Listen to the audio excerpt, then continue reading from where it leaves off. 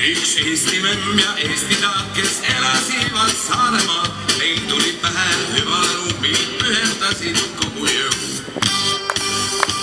Mis oleks, kui me õlut teeks, ta parem lahjast kaevuveest, nüüd pangeb tööle külge käed, sest peagi käes on jaanipäev.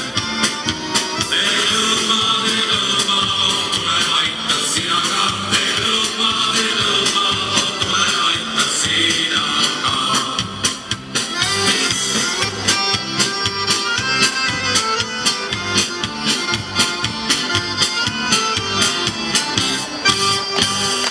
Siis taas rassis humalaid ja eitaga palus jumalaid, et kiirelt käima läheks laar, siis peagi õlut maitsta saaks. Tee õlut maa, oh tule aita sina ka, tee õlut maa, oh tule aita sina ka. Küll see õlut tuli hääda, paneb ringi käima päe, küll proovib memm ja maitseb taad seal oma talus Saaremaal. Vaat võeti kahe vahele ja mindi jaanid tulele, et kõik seda rahvas maitsta saaks, õlut teinud memm ja taat.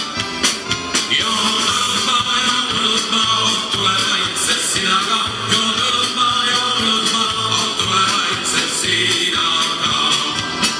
Joon õlut maa, oh tule maitse sina ka, joon õlut maa, oh tule maitse sina ka.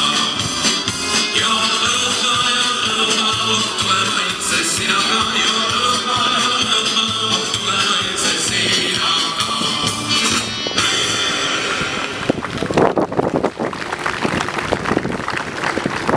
Õlu on tõesti vägev joon küll.